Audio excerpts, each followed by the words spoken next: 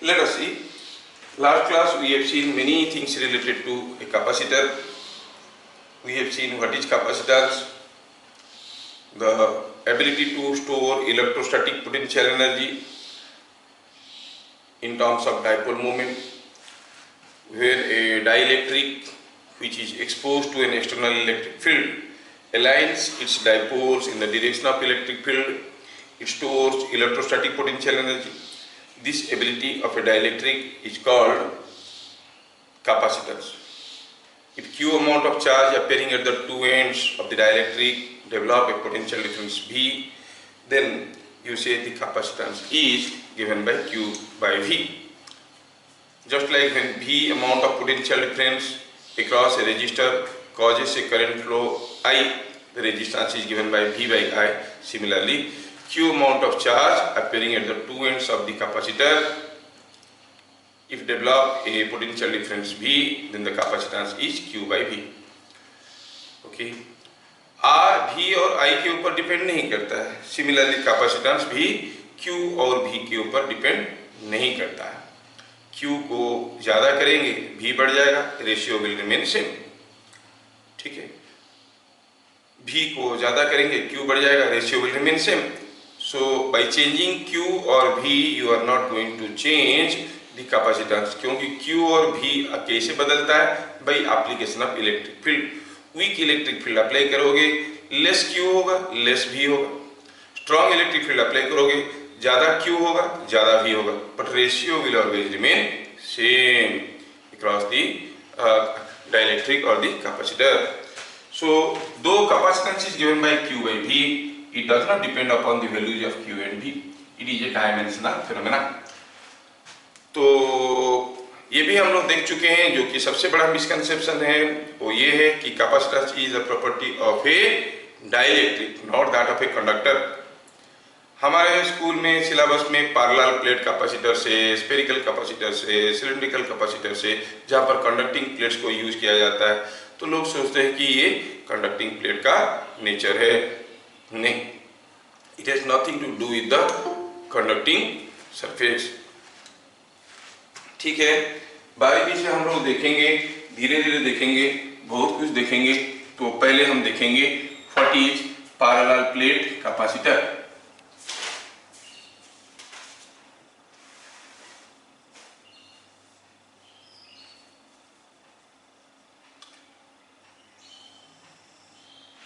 So how this capacitor is made?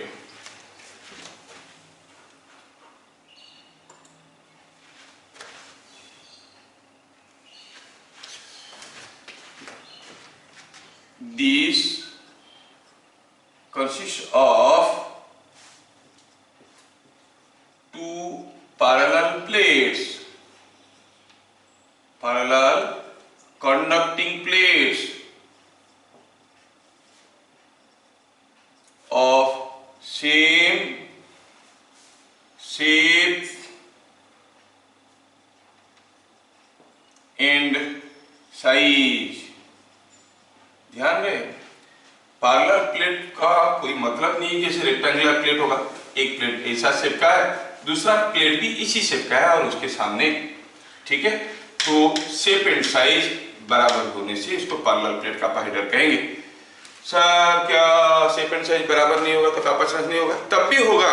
हमारा syllabus में एक सिंपल सा कैपेसिटर के बारे में है. कैसे भी शेप का होगा. मान लो कि यहाँ पर कोई प्लेट है, यहाँ पर कोई कंडक्टिंग वायर है, इन दोनों के बीच में भी कैपेसिटेंस इफेक्ट आता है. ठीक है. Don't worry, there are many types of capacitors. Higher classes में आपको सब चीजें मिलेगा. So this parallel plate capacitor consist of two parallel conducting plates of same shape and size. ठीक है. Held with a small separation. Usually ये जो दोनों प्लेट को पैरेलली हम लोग रखे हैं, उनके बीच में जो गैप होता है वो बहुत स्मॉल होता है. यूजुअली इन मिलीमीटर्स होता है. 1 millimetre, 2 millimetre, 3 millimetre. Not that कि here is one plate, here is one plate and you hold them at a distance of 50 centimetre. Not like that. ठीक है. सम 1, 2, 3, 4 मिलीमीटर गैप में होता है. With the gap between the plates being filled with a dielectric.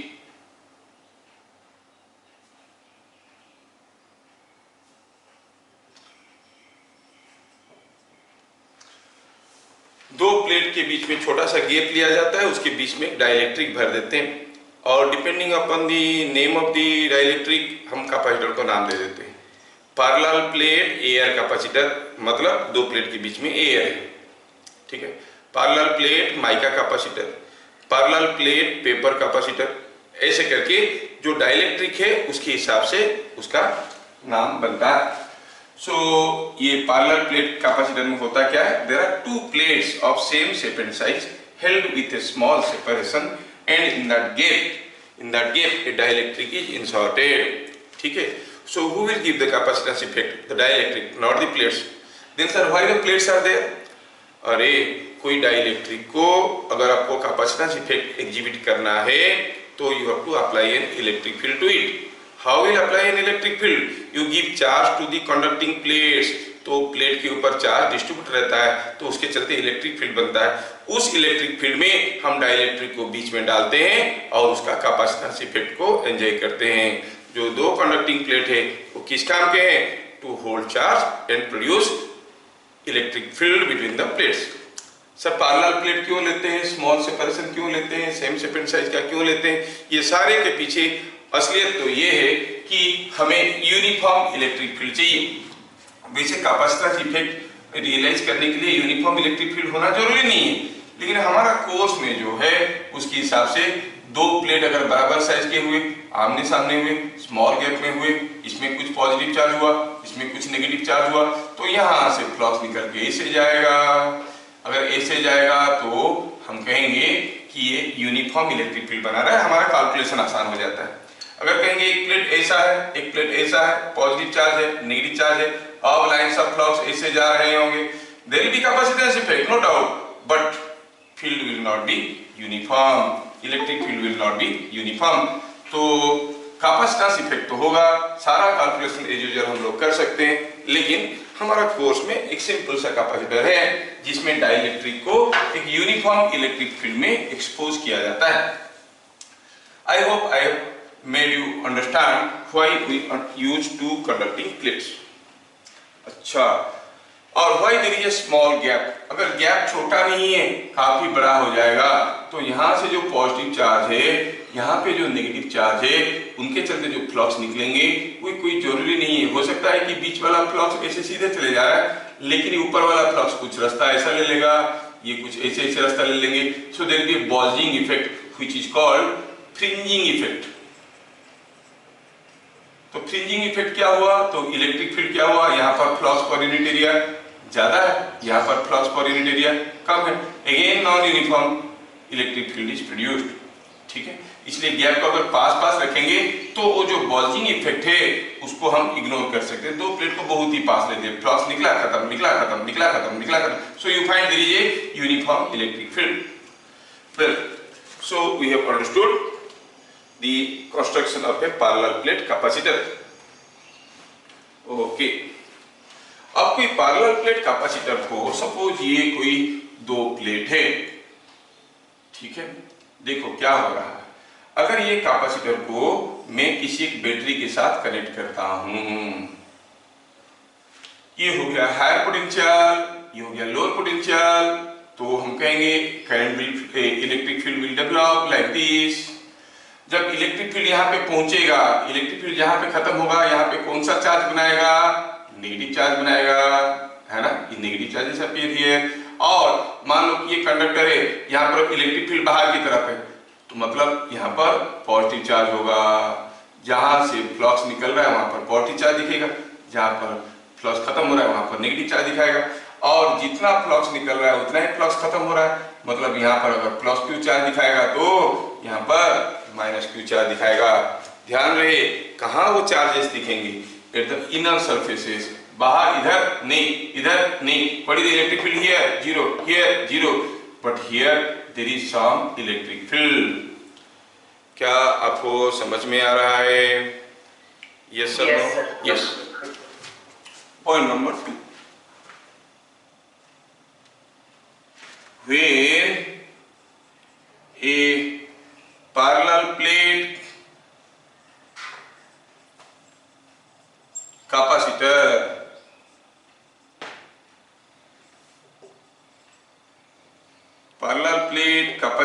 is connected across a potential difference equal and opposite charges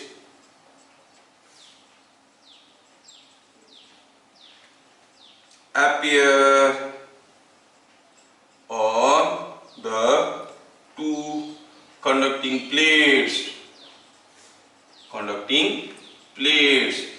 ठीक है ना, दोनों conducting plate में equal and opposite charge appear करते हैं। Okay,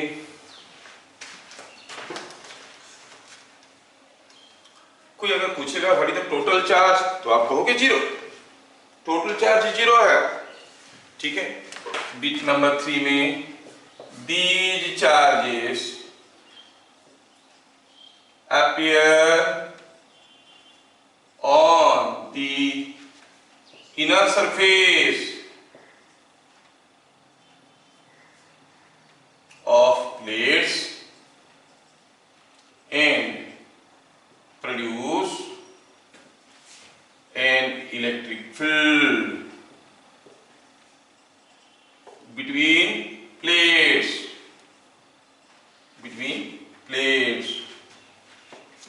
The dielectric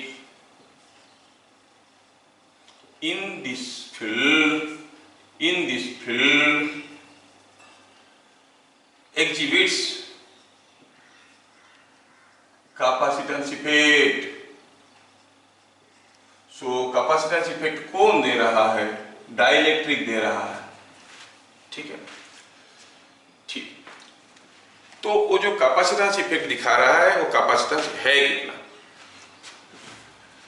point number 4 में हम देखेंगे, बहुत इंपॉर्टेंट है पॉइंट नंबर 4। ये तो सब आपकी समझने के लिए बताया गया, कोई नहीं पूछेगा हाउ इज द कंस्ट्रक्शन, आपकी जानकारी होना चाहिए। तो यहाँ पर जो इलेक्ट्रिक फील्ड बन रहा है, हम देखें कि अगर एक कैपेसिटर है, ऐसे हम बैटरी में इसको ऐसे कनेक्ट कर दिए हैं, तो ये सरफेस में अगर प्लस क्यू चार्ज हुआ तो ये सरफेस में माइनस क्यू चार्ज होगा। Here zero charge, here zero charge, here is electric field which is not zero, और here electric field is zero, here electric field is zero, क्योंकि यहाँ से कोई फ्लक्स निकल नहीं रहा है। The electric field is only available between the plates, दोनों प्लेट के बीच में ही इलेक्ट्रिक फील्ड है। ठीक है, now we shall go for calculation of capacitance of a parallel plate capacitor। ठीक है, now we shall see point number 4 में calculation of capacitance of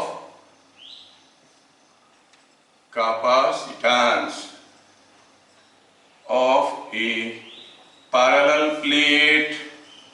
parallel plate capacitor. ठीक है, गणना देखिए, ये of a parallel plate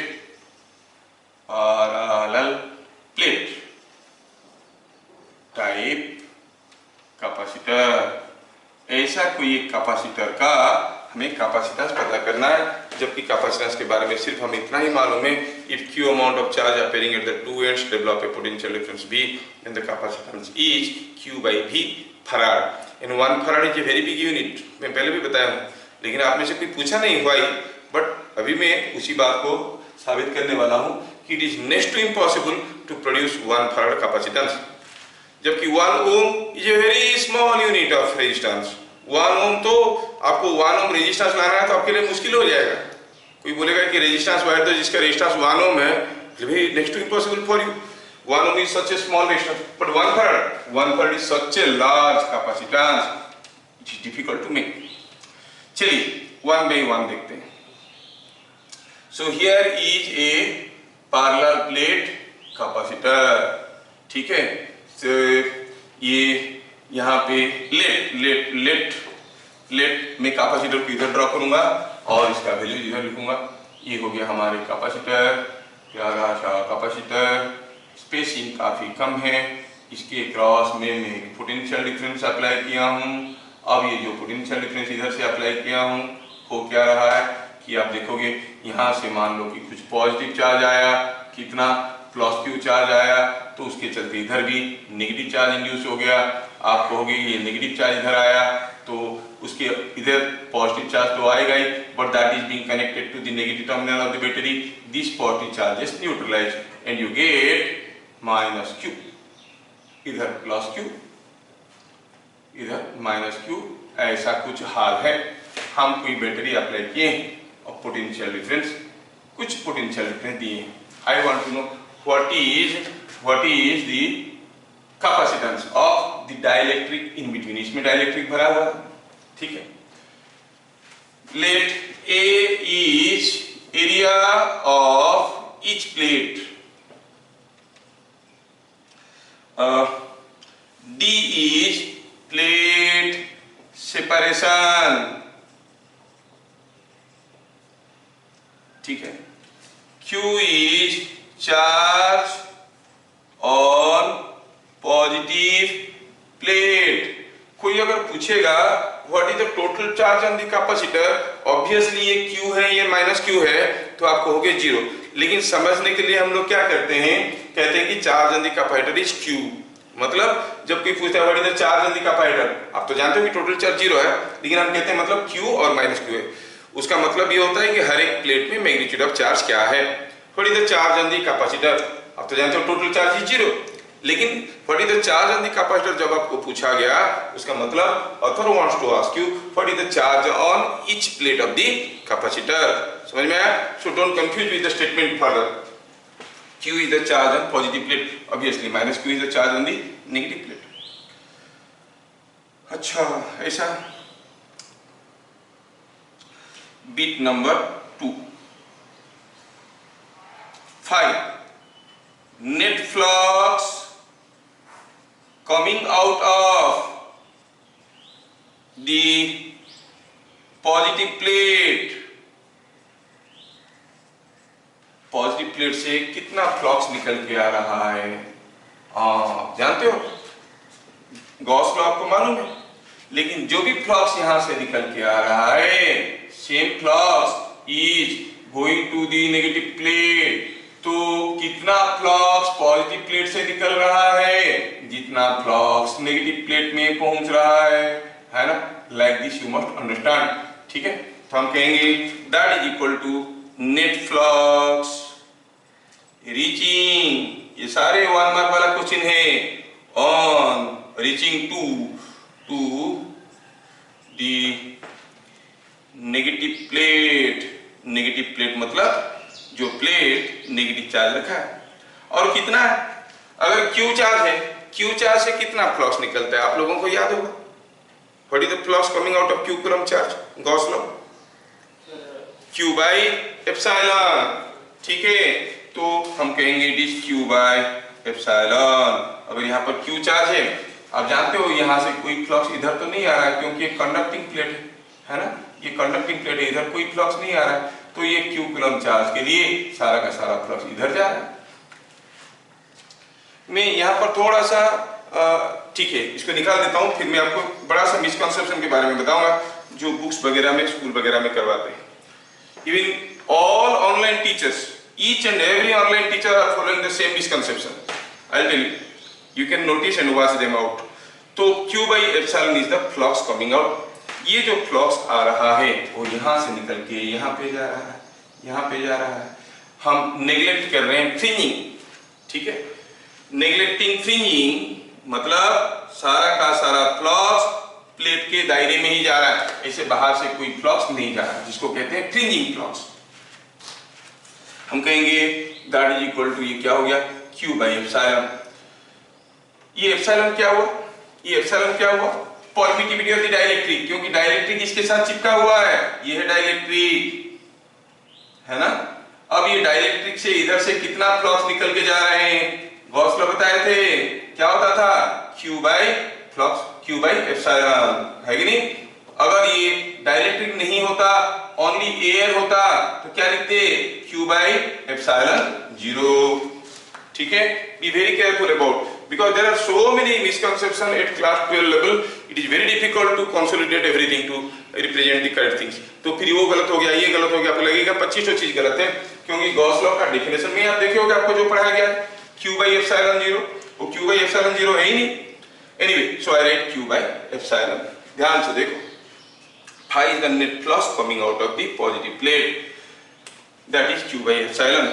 neglecting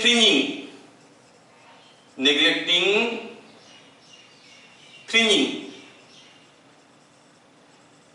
effect, fringing effect क्या हुआ, the bulging of lines of flux beyond the space of the parallel plates। neglecting fringing effect, E, fill between plates।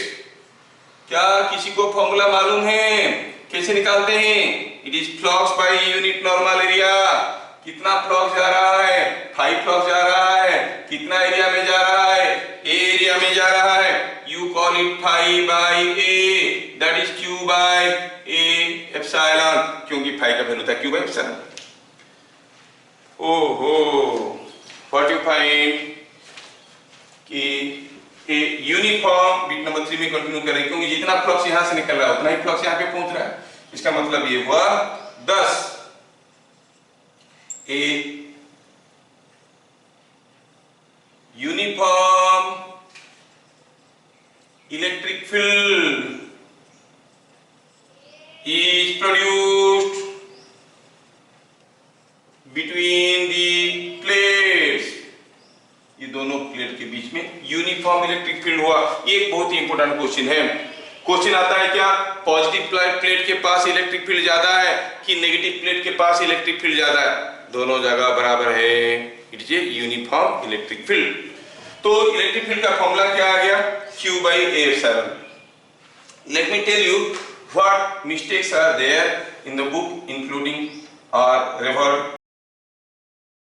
C what they have done, वो क्या किए हैं, कोई एक surface charge है जिसमें अगर चार्ज है सिग्मा कूलम पर मीटर स्क्वायर, तो उसके चलते at a distance x the electric field is independent of the distance and they have used the formula sigma by 2 epsilon, assuming half flux goes to the other side। there is no expression for the surface charge on a conducting plate। तो यहाँ पर भी वो लोग क्या करते हैं, कहते हैं कि पॉजिटिव प्लेट के लिए इलेक्ट्रिक फील्ड हो रहा है sigma by 2 epsilon, negative plate के लिए इलेक्ट्रिक फील्ड हो रहा है सिग्मा बाय 2 एप्सिलॉन। टोटल हो गया sigma by 2 epsilon plus sigma by 2 epsilon is equal to sigma by epsilon, sigma is Q by A, so Q by A epsilon. Answer तो सही दिख रहा है, लेकिन सोचो यहाँ पर क्या इसके चलते अलग फ्लक्स, इसके चलते अलग फ्लक्स हो रहे हैं। net flux coming out of the positive plate is same as the net flux reaching to the negative plate। इसका मतलब ये नहीं कि अगर ये नेगेटिव प्लेट यहाँ पर नहीं होता तो यहाँ पर इलेक्ट्रिक फील्ड कम होता, इलेक्ट्रिक फील्ड वही होगा जो अभी हो रहा है। Are you getting? तो यहाँ पर जो इलेक्ट्रिक फील्ड है ये दोनों का सुपरपोजिशन नहीं है, they are not independent charges. एक के लिए दूसरा इंड्यूस हुआ है, एक Q के लिए दूसरा इंड्यूस्ड हुआ है। तो आप कहोगे the electric field here is not due to this and this, and again sigma by 2 epsilon is wrong formula, this is for insulated charge sheet. मतलब कोई नॉन कंडक्टिंग शीट पे चार्ज रखा होगा तो ये फॉर्मूला होता है। हम लोग तो पढ़ चुके हैं the electric field due to a conducting surface charge it is sigma by epsilon. खत्म, एक बार समझ में आ रहा है। दीज मिस्टेक्स आर रिपीटेड, और इसी को लेके जब वो लोग न्यूमेरिकल करते हैं तो बच्चे फंसते हैं ऐसे कि कभी निकल ही नहीं पाते। Anyway, bit number 3, we see that there is a uniform electric field E developed from positive plate to negative plate, and how much it is Q by epsilon। ठीक है, हमें और क्या निकालना है, हमें तो कैपेसिटेंस निकालना है। कैसे निकालेंगे?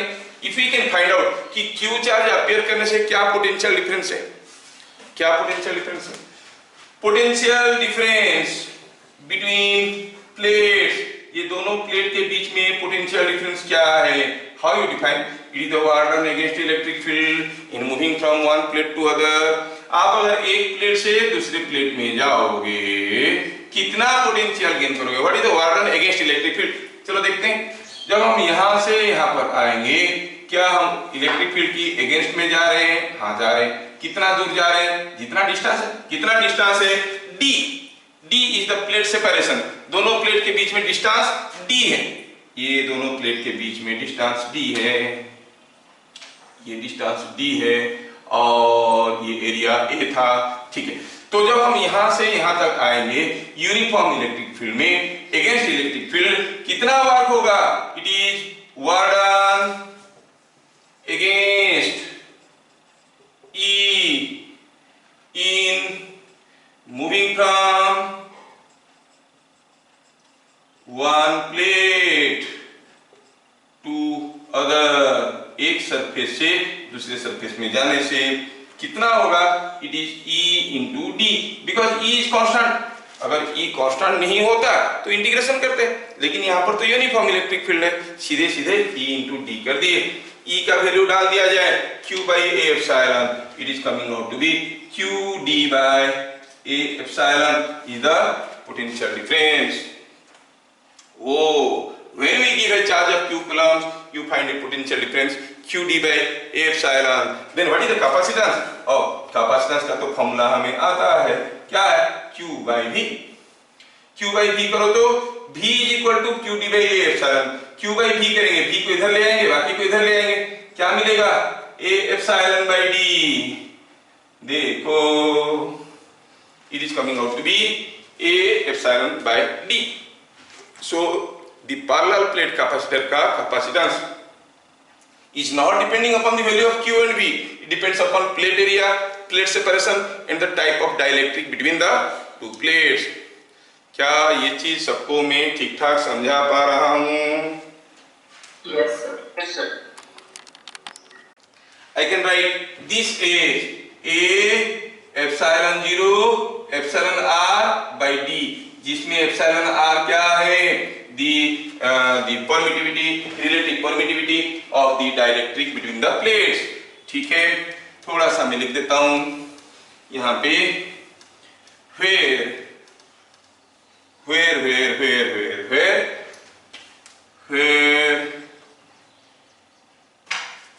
epsilon R is relative permittivity of dielectric. ठीक है, ठीक है। अब हम देख रहे हैं कि जो कैपेसिटेंस है it does not depend upon Q and V, it depends upon the dimension of the dielectric. उसका शेप कैसा है, साइज कैसा है, उसके ऊपर डिपेंड करता है। रिलेटिव परमिटिविटी कैसा है, उसके ऊपर डिपेंड करता है। मतलब कोई पैरेलल प्लेट एयर कैपेसिटर है, एयर कैपेसिटर मतलब अंदर एयर है, कुछ कैपेसिटेंस है, क्या होगा? A epsilon 0 by D, क्योंकि ये दूसरा डायलेक्ट्रिक तो है नहीं, epsilon R is 1। अब वो पैरेलल प्लेट वाला अरेंजमेंट को ऑयल में डुबो दिए, तो दो प्लेट के बीच में क्या आ गया? ऑयल आ गया, तो फिर एक epsilon R भी आ जाएगा। Now when you dip a parallel plate air capacitor into oil, the capacitance will change, will rather increase, because epsilon R is also coming into play. So by changing the plate area, plate separation and the relative permittivity of the dielectric, you can change the capacitance, otherwise you cannot change. तो क्या Q और V को बदल के capacitance बदल सकते हैं? नहीं बदल सकते हैं। It is A dimensional phenomena. अच्छा, तो इतने सारे चीज हम लोग कैपेसिटेंस के बारे में देख लिए। बीट नंबर 5, ठीक है। अब इसमें सबसे इंपॉर्टेंट चीज था जो याद रखने वाली वो ये है कि पैरेलल प्लेट एयर कैपेसिटर में यूनिफॉर्म इलेक्ट्रिक फील्ड होता है, और ये सारे intermediate formula V is equal to ED, V is equal to QD by epsilon, C is equal to A epsilon by D, phi is equal to Q by epsilon, E is equal to Q by A epsilon, ये सारा formula आपको याद रखना पड़ेगा numerical करने के लिए, ठीक है? ओके, बात बढ़िया। Bit number 5। अब क्या हो रहा है देखो, जब हम कोई एक कैपेसिटर को हम क्या करेंगे, कोई एक बैटरी के साथ कनेक्ट करेंगे। जैसे हम बैटरी के साथ कनेक्ट करेंगे, इसमें कुछ चार्ज आएगा, but let us understand the charging process. ठीक है, चार्जिंग प्रोसेस। सपोज हम कहेंगे आपको समझाने के लिए कि मैं यहाँ पर अपनी मर्जी से एक हाई रेजिस्टेंस लगा दिया। Now the charges will flow to this positive plate because of resistance. They will slowly come, slowly come, slowly come. किसी एक समय में इसमें प्लस क्यू चार्ज हुआ है और इसमें माइनस क्यू चार्ज हुआ है। ध्यान रखना, ये फेनोमेनन बहुत ही इंपॉर्टेंट है। लेकिन और इसके क्रॉस में पोटेंशियल डिफरेंस डेवलप हुआ है। पोटेंशियल डिफरेंस क्या था? Q D by A epsilon. हाँ, कुछ पोटेंशियल डिफरेंस डेवलप हुआ है, आई कॉल इट वीसी। मैं एक वोल्टेज अप्लाई किया हूं V0 और ये है पॉजिटिव प्लेट, ये है नेगेटिव प्लेट, ये है पॉजिटिव, ये है नेगेटिव। अब V0 is more than Vc, क्योंकि शुरू में थोड़ा सा चार्ज आया था, थोड़ा सा चार्ज आया था तो छोटा सा पोटेंशियल डिफरेंस था। ये इससे बड़ा है तो चार्ज सप्लाई करेगा, चार्ज सप्लाई करेगा और चार्ज सप्लाई करेगा तो ये चार्जेस बढ़ने लगेंगे, ये बढ़ने लगेगा। बढ़ते बढ़ते बढ़ते बढ़ते एक समय आएगा जब ये वोल्टेज की बराबर हो जाएगा, ये और फर्दर चार्ज सप्लाई नहीं कर पाएगा। ओके, तो क्या हो गया? स्टॉप हो गया। There is no further charge flow, there is no current in the circuit. ये चीज को आप विजुअलाइज इसलिए कर पाए क्योंकि मैं यहाँ पर एक रेजिस्टेंस रख दिया था, चार्ज को जाने के लिए समय लग रहा था, धीरे धीरे चार्ज आ रहे थे। अगर रेजिस्टेंस नहीं होता तो ये सारा फिनोमेनन इंस्टेंटली बन जाता, सडनली इसमें कुछ चार्ज आ जाता और इसके क्रॉस में पोटेंशियल डिफरेंस इसके बराबर हो जाता और प्रोसेस स्टॉप हो जाता। कहने का मतलब है जैसे ही हम स्विच ऑन करेंगे इमीडिएटली कुछ चार्ज तो फ्लो करेगा, but at steady state after that there is no current in the circuit. Remember, direct current can not pass through a capacitor at steady state. ध्यान रहे, ऐसे एट स्टेडी स्टेट जब system equilibrium में आ चुका है तब इसके अंदर कोई करंट नहीं होगा, लेकिन जब स्विच ऑन करेंगे तब तो करंट जाए, but that is for a very small time if there is no resistance, and that will be for a very prolonged time if you keep a very high resistance here in series. High resistance अगर series में रख देंगे, charge flow करने के लिए time लगेगा तो current लंबा समय तक फ्लो करेगा। रेजिस्टेंस नहीं है, suddenly the current will flow, the capacitor will get charge. The moment you connect it to the battery, immediately it is getting charged because there is no opposition to flow of charge. And what is the final current? The current finally through the capacitor is 0. So क्या लिखेंगे? When a capacitor is connected across DC potential difference, ध्यान रहे मैं DC लिख रहा हूं, AC में बात कुछ अलग हो जाएगा, AC में करंट फ्लो करेगा। Where DC means a constant potential difference across constant potential difference, constant potential difference, the charge on the plates increase till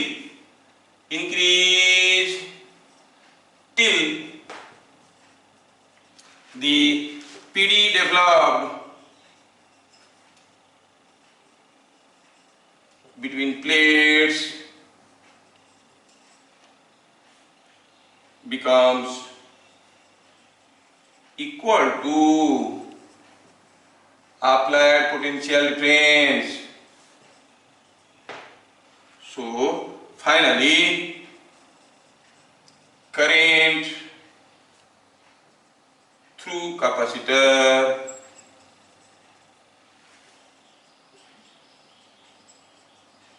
is 0.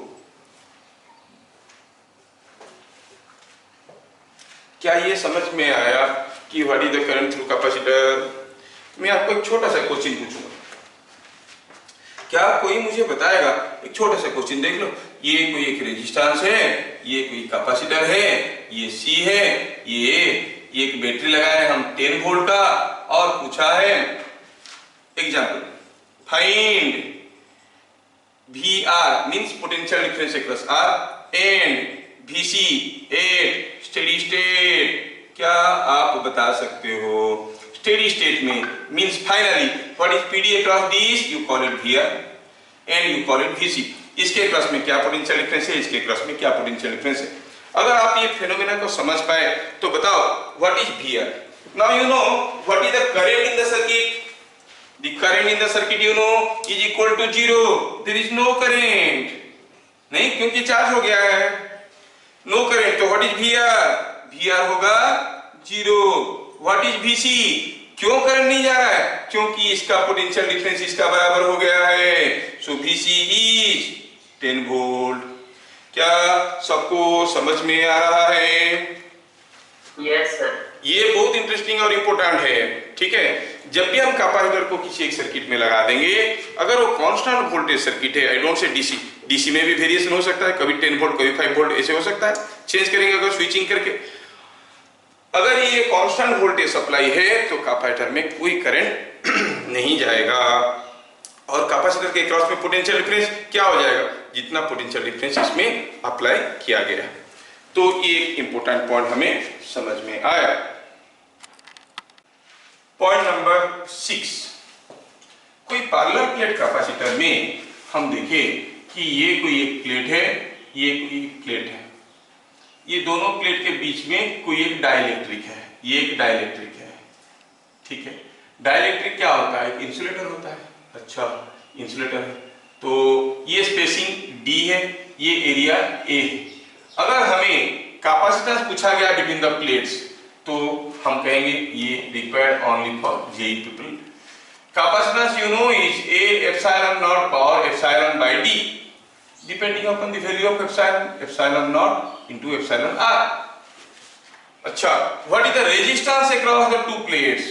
You say it is rho L by A. Current अगर इधर से घुसेगा इधर से निकलेगा, L कितना हुआ? L is D by A. What you find? The product of R and C. R and C, you see, if you multiply, क्या मिल रहा है आपको? Rho into epsilon. It's a very important concept. कोई भी कैसा भी शेप का हो, वो चाहे पैरेलल प्लेट कैपेसिटर हो, स्फेरिकल कैपेसिटर हो, सिलिंड्रिकल कैपेसिटर हो, कैसा भी अपना मर्जी का कैपेसिटर ले लो. एक प्लेट छोटा है, दूसरा प्लेट बड़ा है, कुछ कैपेसिटेंस है ना? कैसा भी कैपेसिटेंस हो, कैसा भी कैपेसिटर का डाइलेक्ट्रिक का शेप हो, आप कैपेसिटेंस निकालो और रेजिस्टेंस निकालो, मल्टीप्लाई करो तो देखोगे that is the product is independent of shape, size, volume of the dielectric. It only depends upon the nature of the dielectric. समझ में आया क्या?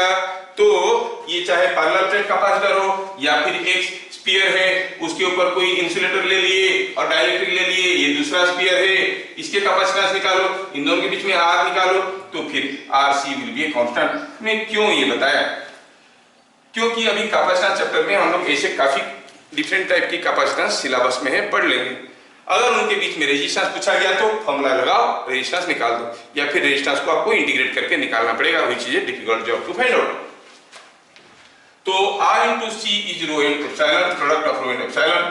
और इससे भी ज्यादा इंटरेस्टिंग चीज मैं आपको बता दूं कि R and C का जो डायमेंशन होता है that is same as dimension of time. That means ohm into farad is equal to second. Remember, 1 ohm into 1 farad is 1 second. बड़ा अजीब और गरीब रिलेशन है. ठीक है, अब इसको प्रूफ करने के लिए मेरे को थोड़ा टाइम लगेगा. Towards the end of this chapter only I will be able to prove why the product is equal to that of time. But ये तो आपको समझ में आ गया. इससे ये पता चला RC is equal to rho epsilon. इससे ये पता चला कि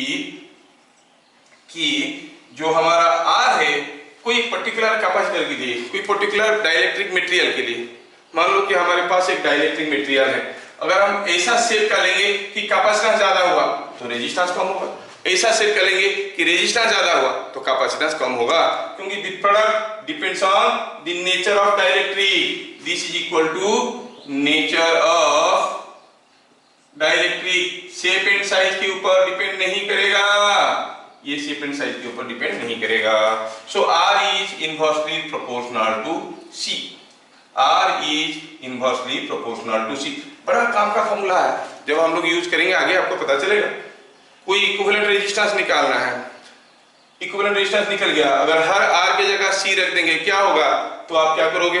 बस R is proportional to 1/C करके निकाल सकते हो रेजिस्टेंस क्या होगा, इक्विवेलेंट रेजिस्टेंस या इक्विवेलेंट कैपेसिटेंस. जैसे मैं छोटा सा एग्जांपल देता हूं आपको समझाने के लिए. यहां से कंक्लूजन मिल रहा है कि R is proportional to 1/c by nature. अगर हम कहेंगे कि हमारे पास 3 कैपेसिटर है और ऐसे कनेक्टेड है, और बताओ कि इक्विवेलेंट कैपेसिटेंस क्या है। सोचो, ये अगर तीनों रेजिस्टेंस होते तो तीनों पैरेलल में होते, इक्विवेलेंट रेजिस्टेंस होता R/3। अब अगर इक्विवेलेंट कैपेसिटेंस चाहिए, capacitance is inversely varying with the resistance, so R equivalent की जगह हम लिखेंगे 1/c इक्विवेलेंट, R/3 की जगह लिखेंगे 1/3c, क्योंकि 3 तो नीचे था, R की जगह 1/c लिखे, क्या मिल गया, C equivalent is equal to 3c। ये सिर्फ इसके लिए नहीं, कोई भी कॉम्प्लिकेटेड सर्किट के लिए जिसके लिए इक्विवेलेंट रेजिस्टेंस आपको निकालना आता है, उसमें हर रेजिस्टर को भगा के अगर कैपेसिटर डाल देंगे, आपको इक्विवेलेंट कैपेसिटेंस निकालना आता है। बस R इक्विवेलेंट की जगह 1/c इक्विवेलेंट लिखना है, R की जगह 1/c लिखना है, फॉर्मूला बन गया आपका फाइनल आंसर। समझ में आ रहा है? ठीक है, वो तो वक्त आने पर देखा जाएगा, अभी मैं थोड़ा सा खाली आपको बता दिया, डोंट कंफ्यूज मच। दूसरा चीज मैं बताना चाहता हूं कि why 1 farad is a big capacitor. It is impossible to produce a 1 farad capacitor. सोचो कोई पैरेलल प्लेट कैपेसिटर है, तो ये जो कैपेसिटेंस है उसका A epsilon not by D कितना लेते हैं, हम बोले कि 1-2 मिलीमीटर लेते हैं, क्योंकि ज्यादा लेंगे तो फ्रिंजिंग इफेक्ट आएगा। फ्रिंजिंग इफेक्ट क्या, जो इसके बाद अभी पढ़ने वाले हैं, फ्रिंजिंग इफेक्ट आएगा। तो पास दिए D is in millimetre, means D is of the order of 10⁻³ metre. मुझे 1 फैराड कैपेसिटेंस चाहिए। एप्सिलॉन 0 का वैल्यू क्या है, 8.854 × 10⁻12, तो आपको होगी it is of the order of 10⁻12 है कि नहीं। अच्छा, ये 10⁻³ 10⁻12 में कितना हो गया, 10⁻⁹। It is same as A by 10⁻, रफली 10⁵ का स्क्वायर। मतलब अगर इसको 1 बनाना है, एरिया को कितना होना पड़ेगा, एरिया को होना पड़ेगा कितना, मान लो कि हम स्क्वायर प्लेट बनाएंगे, हर एक प्लेट का साइज कितना होगा, 10⁵ मीटर्स। 10⁵ मीटर्स मींस 1000 मीटर में 1 किलोमीटर होता है, 100 किलोमीटर। अगर हम ऐसा प्लेट लेंगे जिसका साइड लेंथ है 100 किलोमीटर, दो प्लेट को पास पास रखेंगे, सामने 1, 2, 3, 4 मिलीमीटर गैप में रखेंगे, कैपेसिटेंस बनेगा कितना, 1 फैराड। सो आई से 1 farad is such a big capacitance, you can not have it. हाँ, तो अगर हमें चाहिए तो क्या करेंगे सर, चाहिए तो उसके लिए क्या करते हैं, ढेर सारे छोटे छोटे कैपेसिटर बना के उनको पैरेलल में जोड़ देते हैं, कैपेसिटेंसेस पैरेलल में ऐड हो जाते हैं। ठीक है, बाद में देखेंगे उसको कैसे करते हैं। We develop capacitors in picofarad or in microfarad, then we join them in parallel, we call them capacitor banks।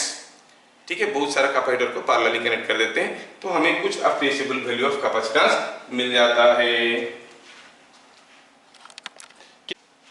In point number 7, I want to see the fringing effect। क्या है फ्रिंजिंग इफेक्ट? जब दो plate को हम पास पास रखते हैं, सारा flux जो पॉजिटिव चार्ज से निकलता है वो नेगेटिव चार्ज में जाता है, हम कहेंगे there is no fringing, there is no fringing. लेकिन सोचो दो प्लेट के बीच में किसी कारण से गैप थोड़ा ज्यादा है, या फिर चार्जेस यहाँ पर बहुत ज्यादा हैं, तो you know the lines of flux midway between the plates are almost going like this, but some lines of flux they start going like this.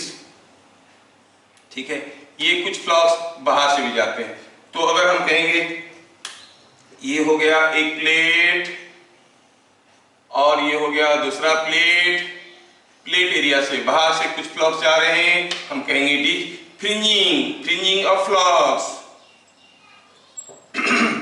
अब फ्रिंजिंग को इग्नोर करते हुए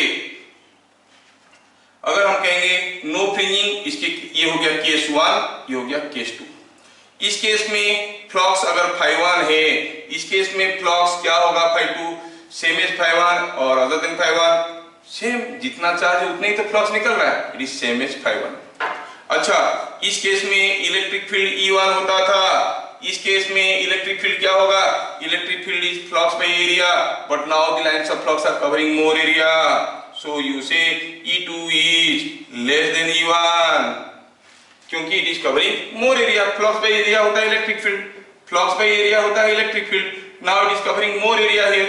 अच्छा, जो V1 होता था वो क्या होता था, E1 इंटू डी। यहाँ पर जो V2 होगा वो क्या होगा, वो भी E2 इंटू डी होगा, लेकिन E2 E1 से कम है तो ये V1 से कम होगा। यहाँ पर कैपेसिटेंस होता था C1 Q बाय V, है ना, तो इतना होता था A एप्सिलॉन बाय डी। यहाँ पर C2 क्या होगा, it will be also Q by V, but now V is less. V2 ये Q बाई V1 था, ये Q बाई V2 है, Q बाई V2 है। दोनों केस में हम बराबर Q लेके शुरू किए थे, लेकिन V2 is less, that means this is now more than A epsilon by D। तो इतने सारे बताने के पीछे मेरा मकसद क्या है? Neglecting fringing effect, the capacitance of a parallel plate capacitor is epsilon by d. If fringing effect is taken into account, the capacitance will be more than epsilon by d, equal to epsilon by d or less than epsilon by d. क्या कहेंगे? It is more than epsilon by d. Actual capacitance is more than, slightly more than epsilon by d. समझ में आ गया क्या? Yes.